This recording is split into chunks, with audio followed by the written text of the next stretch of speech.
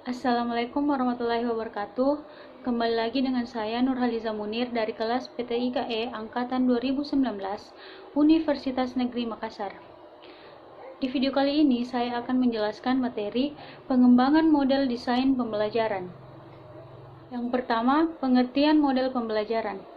Model pembelajaran merupakan komponen utama dalam menciptakan suasana pembelajaran yang menyenangkan bagi siswa sehingga siswa lebih aktif, kreatif, inovatif, dan berkarakter. Model pembelajaran menjadi pijakan untuk menghasilkan perencanaan hasil pembelajaran yang bernuansa efektif, efisien, dan menyenangkan. Ray Gelut memaparkan bahwa istilah pengembangan dalam pembelajaran merupakan suatu upaya untuk memahami, memperbaiki, dan mengonstruksi bangunan berdasarkan cetak biru atau blueprint. Pandangan mengenai konsep pembelajaran terus-menerus mengalami perubahan dan perkembangan sesuai dengan perkembangan iptek. Tanda-tanda perkembangan tersebut dapat diamati berdasarkan pengertian-pengertian di bawah ini. Yang pertama, pengajaran sama artinya dengan kegiatan mengajar. Kegiatan mengajar dilakukan oleh guru untuk menyampaikan pengetahuan kepada siswa. Dalam konsep ini, guru bertindak dan berperan aktif, bahkan sangat menonjol dan bersifat menentukan segalanya. Pengajaran merupakan interaksi mengajar dan belajar. Pengajaran berlangsung sebagai suatu proses saling pengaruh mempengaruhi dalam bentuk hubungan interaksi antar guru dan siswa. Dan yang terakhir adalah pengajaran sebagai suatu sistem.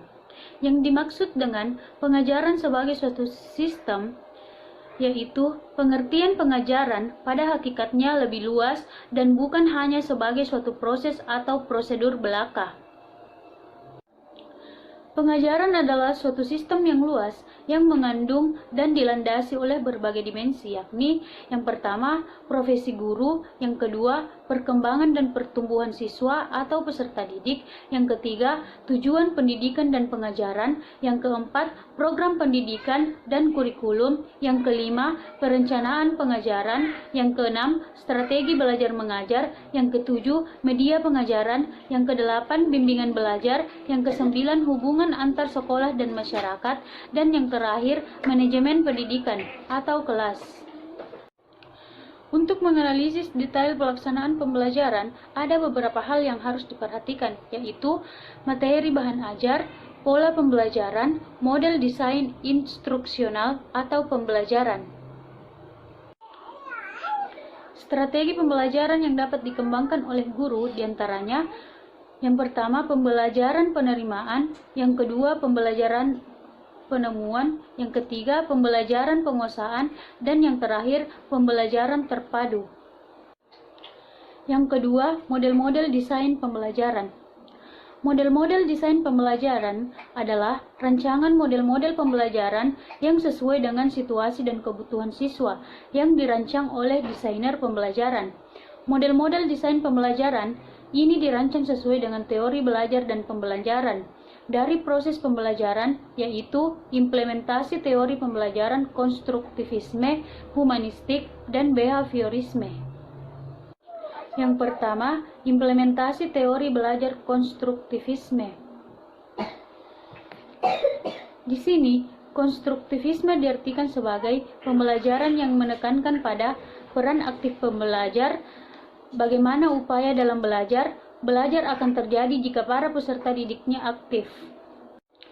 Tujuan pembelajaran konstruktivis adalah memberdayakan peserta didik untuk memperoleh informasi dengan jalan yang membuat informasi tersebut lebih siap dipahami dan siap dipakai. Yang kedua, implementasi teori humanistik. Teori humanistik lebih menekankan pada bagaimana memahami persoalan manusia dari berbagai dimensi yang dimilikinya, baik dimensi kognitif, efektif, dan psikomotorik. Dan yang terakhir, implementasi teori behaviorisme. Penerapan teori behavioristik dalam kegiatan pembelajaran tergantung dari beberapa hal seperti tujuan pembelajaran, sifat materi pelajaran, karakteristik pembelajar, media dan fasilitas pembelajaran yang tersedia. Yang ketiga, pengembangan model desain pembelajaran. Pengembangan adalah bagian kedua dari syarat-syarat model pengembangan pembelajaran untuk ke tingkat dokumen pembelajaran, materi dan silabusnya. Pengembangan model pembelajaran merupakan analisis, desain, konstruksi, implementasi, evaluasi, dan pengelolaan proses pembelajaran dan non-pembelajaran, serta sumber daya untuk meningkatkan pembelajaran dan kinerja dalam berbagai situasi.